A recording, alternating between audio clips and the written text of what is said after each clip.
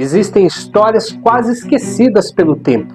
A história de um homem que foi médico, prefeito, líder e um dos maiores símbolos do começo do Esporte Clube Internacional. Um homem que entrou em campo depois de 4 anos afastado. Marcou um dos gols mais emocionantes da história do Clássico Grenal. Mas, como um estudante de medicina vindo do interior do Rio Grande do Sul, se transformou no capitão do Internacional. Construiu escolas, ajudou milhares de pessoas e se tornou uma das figuras mais respeitadas de Bagé. Hoje você vai conhecer a história de um homem que dedicou cada minuto da sua existência ao esporte, à medicina e ao seu povo. Uma história de liderança, de coragem e amor ao Rio Grande do Sul. Essa é a história do Dr. Carlos Antônio Kluwer.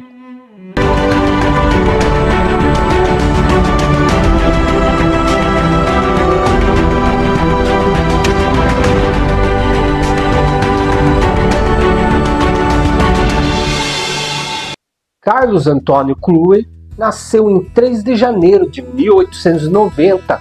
Nasceu de um parto com parteira, no Passo do Valente, uma comunidade rural no município de Bagé, no Rio Grande do Sul, na região da Campanha, entre a divisa de Bagé e Aceguá.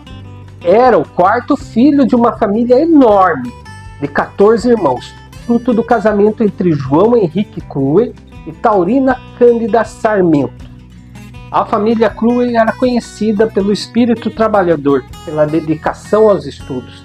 Seu pai, João Henrique, era filho de Guilherme Sebastião Kluwer e Matilde Maier e possuía fortes convicções espíritas, algo pouco comum na época. Desde cedo, Carlos demonstrou uma inteligência acima da média. Fez o curso primário em Bagé e mais tarde seguiu a Porto Alegre, onde estudou na tradicional Escola Brasileira do professor Inácio Montanha. O jovem bagiense tinha um sonho: tornar-se médico, mas o destino lhe reservava outro caminho antes da medicina, o caminho dos gramados, das arquibancadas lotadas e da glória esportiva. No final da primeira década do século XX, Carlos chegou a Porto Alegre para ingressar na Faculdade de Medicina. Na capital, descobriu outra paixão: o futebol. Alto, forte, medindo aproximadamente 1,90 m de altura, Carlos Kluwer impressionava pela presença física. Chutava com os 2 pés, não tinha medo das divididas e possuía uma personalidade marcante. No dia 7 de setembro de 1909, estreou pelo Esporte Clube Internacional, em um empate sem gols diante do Militar Futebol Clube. Talvez ninguém imaginasse naquele momento que aquele estudante de medicina se tornaria um dos primeiros grandes ídolos da história colorada. Dentro de campo, Carlos rapidamente conquistou o respeito dos companheiros. Tornou-se capitão do Internacional em 1911 e 1915. Ajudou a moldar o espírito guerreiro que passaria a identificar o clube. Meu pai considerava Carlos Kluwer um dos homens responsáveis em transformar o Internacional em uma equipe vencedora, aguerrida e respeitada do futebol gaúcho. Vieram então as primeiras conquistas. O Internacional conquistou o Campeonato Cidadino de Porto Alegre em 1913, 14 e 15, títulos que ajudaram a construir a identidade vencedora do clube. Enquanto levantava taças nos gramados, Carlos também se dedicava aos estudos. Em 1915, diplomou em Medicina pela Faculdade de Medicina de Porto Alegre. Era o fim de uma etapa e começo de outra. Apenas 26 anos de idade, decidiu se afastar do futebol, após uma promessa à sua noiva, Iracema, e também para exercer sua profissão que havia escolhido para sua vida. Porém, havia uma frustração que o acompanhava. Apesar das tantas conquistas, ele ainda não havia vencido um Grenal. Depois de formado, trabalhou em Lavras do Sul até 1918. Em seguida, retornou a Porto Alegre, onde atuou por 2 anos no Laboratório Pereira Filho. No dia 28 de maio de 1919, casou com Iracema Teixeira. O casal construiu uma linda família, tendo 3 filhos: José Teixeira, Gilca e Gilda. Mas no ano de 1919 lhe reservava um capítulo inesquecível. Em julho daquele ano, o Internacional enfrentou o Grêmio por mais um clássico. O clube sofria por falta de jogadores, entre eles o centroavante Bedionda, que estava lesionado. Com isso, um grupo de senhoritas coloradas organizou um abaixo-assinado pedindo o retorno de Carlos Cruel. O abaixo-assinado chegou até as mãos de sua mãe. Com o aval da mãe da esposa, Carlos Cruel aceitou a jogar o Grenal. 4 anos havia se passado desde sua aposentadoria. Mesmo assim, se encontrava em ótima forma. No dia 25 de julho de 1919, no estádio da Chácara dos Eucaliptos, onde aconteceu um dos momentos mais bonitos da história do Internacional. O local onde o Internacional realizava seus jogos, localizado no bairro Menino Deus, em Porto Alegre. Carlos Cruel marcou seu primeiro gol na vitória colorada de 2-0 sobre o Grêmio naquele dia. Finalmente, o capitão conquistava tão sonhada vitória em um Grenal. A equipe do Grêmio formou naquele dia com Demétrios, Pinto, Chiquinho e Dorival, Pavani, Leonardo, Meneghetti, Lagarto, Brum e Gertum. O Internacional esteve assim formada, com Banholas, Belo e Só, Gil, Lio e Rosário, Crespo, Gene, Cruel, Pedro e Mário, sendo Belo e Cruel os dois melhores em campo. Um dos gols da vitória aconteceu aos 2 minutos de jogo, quando Lio lançou uma bola para Cruel, que subiu de cabeça abrindo o placar com a vitória de 2-0. A comemoração foi tão grande que um chá dançante foi organizado em homenagem ao casal Carlos e Iracema, celebrando a brilhante conquista. Ele ainda jogaria o restante daquela temporada e também em 1920, quando conquistou mais um campeonato citadino pelo Internacional. Em 1921, mudou-se para Caxias do Sul, onde trabalhou como médico operador e parteiro, mantendo um laboratório de análise e um consultório farmacêutico. Na cidade também participou da vida social e esportiva, sendo eleito diretor da Câmara do Clube Juvenil, integrando um grupo denominado Gaúcho, ligado a esta entidade.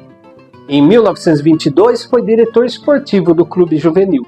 Também atuou como juiz de partidas de futebol. No mesmo ano, retornou definitivamente para Bagé, terra onde escreveria as páginas mais importantes de sua vida. Como médico, tornou-se uma verdadeira lenda. Raramente cobrava pelas consultas. Muitas vezes o paciente saía do consultório já com remédio no bolso, pago pelo próprio doutor. A medicina para Carlos Cruel era uma missão.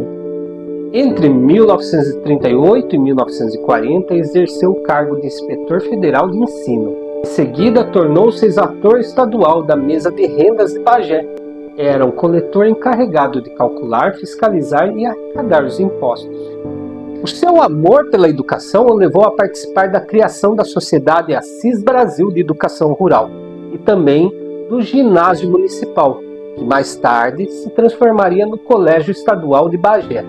Hoje, essa instituição leva o seu nome, Colégio Estadual Dr. Carlos Cruel.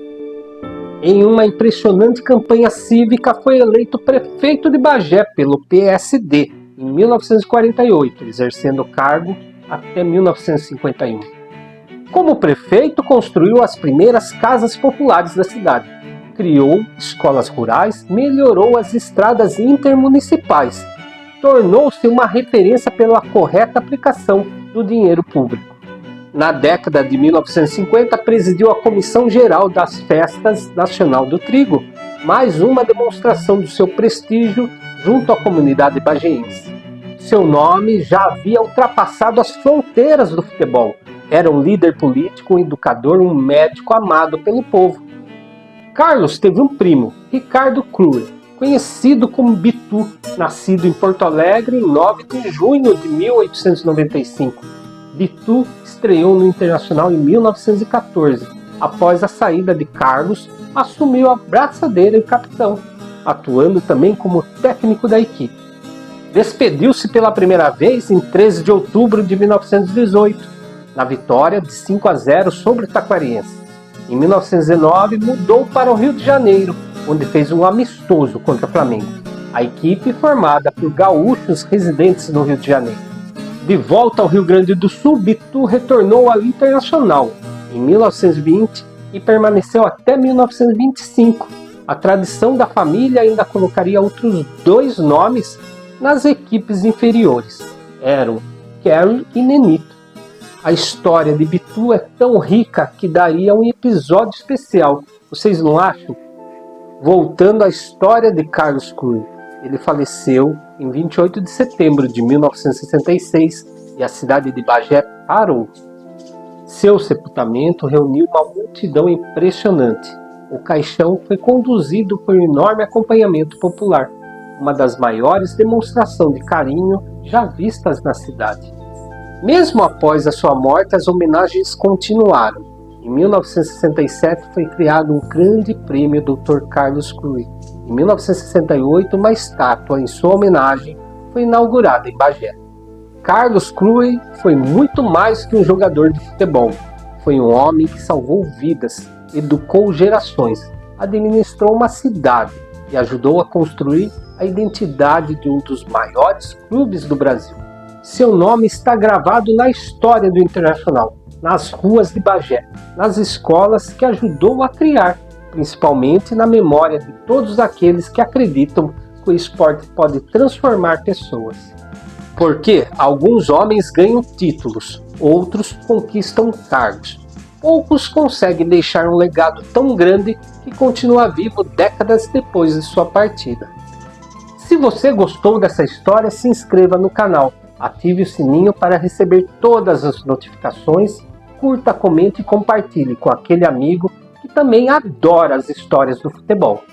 Não deixe esse projeto morrer. Precisamos resgatar as memórias de personagens que construíram o nosso futebol. E no próximo episódio você conhecerá a história de um homem que preservou muitas dessas memórias. Meu pai, João dos Santos Júnior.